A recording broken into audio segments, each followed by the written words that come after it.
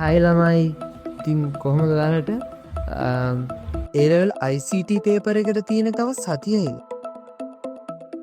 තාම සිලබස් එක කවර් කරගන්න බැරි වුණා නැත්තං ඒකක් ගන්න ප්ලෑන් කරනවල් බය වෙන්න එපා මේ වීඩියෝ එකේ මම කියන්නේ දවස් 7න් ICT පේපර් එකට ෂුවර් ඒකක් ගන්න නැත්තං ලකුණු 20ක් 30ක් වැඩි කරගන්න පුළුවන් ප්‍රායෝගික ක්‍රමයක් සීක්‍රට් ස්ටඩජියක් ගැන තමයි මේ මැජික් එක ඇත්තර මේක මැජික් එකක් නෙමෙයි මේක තමයි ස්මාර්ට් ස්ටඩි කියන්න වීඩියෝ එක ඉවරනකල් බලන්න ඔයාගේ රිසල්ට් එක වෙනස් කරන ප්ලෑන් එකක් මම දෙනවා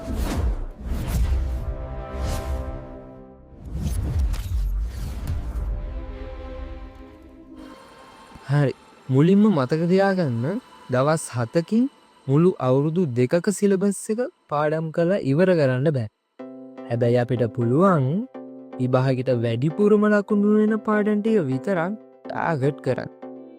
A level ICT පේපර් එකේ ලකුණු වැඩිපුරම කරකෙන්නේ පාඩම් 4ක් 5ක් වටේ තමයි. අපි මේ සතිය මහන්සි වෙන්න ඕනේ අන්න ඒ ලකුණු වෙන තැන් වලට විතරයි. හරි. මෙන්න මේකයි ප්ලෑන් එක. Day 1 and Day 2 ජාලකරණය එහෙම නැත්නම් data communication and networking මේ පාඩමෙන් අනිවාර්යෙන් ලකුණු ගොඩක් එනවා IP address OSI model network security ඒ දේවල් ගැන පොඩ්ඩක් වැඩිපුර බලන්න ඒ වගේම තමයි මේ පාඩම් කරන එකත් එක්කම ඒ පාඩම් කරලා ඉවරලා ඔයා අනිවාර්යෙන් ඒවට අදාළ ප්‍රශ්න කරන්නත් අමතක කරන්න එපා ඒක අනිවාර්යෙන් කරන්න ඕනේ හරි ඊළඟ Day 3 දත්ත සමුදාය ඩේටාබේස් තියෙන අන්න ඒක. එතකොට ඒකේ ER ඩයග්‍රෑම් අඳින හැටි normalization ක්‍රමාත්කරණය අනිවාර්යෙන් බලන්න. මේකෙන් ලේසියෙන්ම ලකුණු ගන්න පුළුවන්. Day 4 Python and programming. programming අමාරුයි වගේ නම් අඩුම තරමේ flow chart සහ Python වල මූලික syntax ටිකවත් හේටිකවත් බලන්න ලොකු කෝඩ් ලියන්න බැරි වුණත් පොඩි ලකුණු එකතු කරගන්න පුළුවන් මේ ඒකේ අයිඩියා එක ඔයා දෙනවනම් හරිද එතකොට ඒ වගේම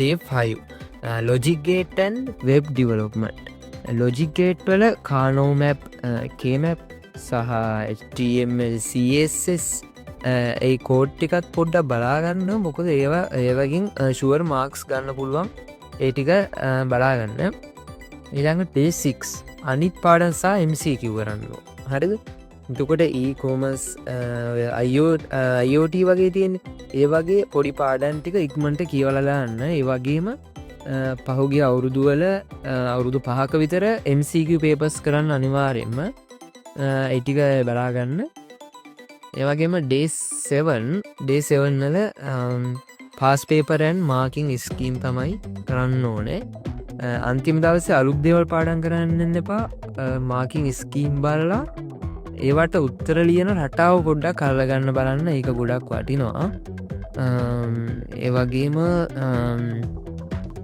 ගොඩක් ළමයි කරන වැරද්ද තමයි ප්‍රශ්නයෙන් අහන දේ මේ උත්තරයට ලියන්නේ අපි දන්න දේ ටක් ගාලා ලියා යන්න බලනවා ඒවා ප්‍රශ්නෙත් එක්ක සදිසියම සම්බන්ධයක් නැහැ ඒ හින්දා අර මේ ගැලපෙන උත්තර ලියන්න ඒක අපි ප්‍රැක්ටිස් කරගන්නේ මාකේ ස්කීම් එකේ තියෙන ඒවා අධ්‍යයනය කරලා තමයි ඊට පස්සේ ලකුණු වැඩිපුර ඇති පාඩම් මොනවද කියලා පොඩ්ඩක් අවධානය දෙන්න අපි කිව්වොත් එහෙම ජාලකරණය networking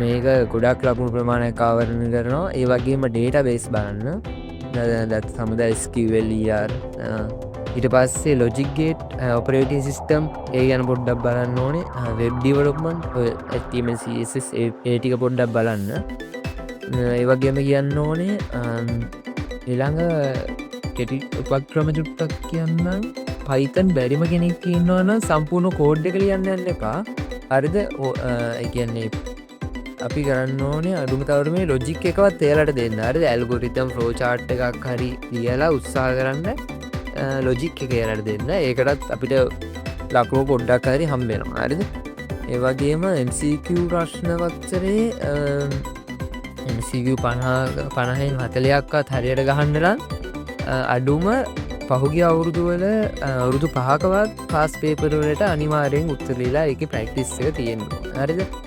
එඩිට් කරන්න නම් ඒ වගේම කියන්න ඕන වැදගත් දෙයක් තමයි ICT පේපර් එක ගොඩ දාන්න ඕනි දැනුම විතරක් නෙමෙයි. ටයිම් මැනේජ්මන්ට් එක අමාරු ප්‍රශ්න වල එලිලා ඉන්න එපා. පුළුවන් ටික උපරිමයෙන් කරන්න. මේ ප්ලෑන් එක අද ඉඳන්ම පටන් ගන්න. good luck. ප්‍රශ්න තියෙනවා නම් කමෙන්ට් කරන්න, channel එක subscribe කරන්නත් අමතක කරන්න එපා.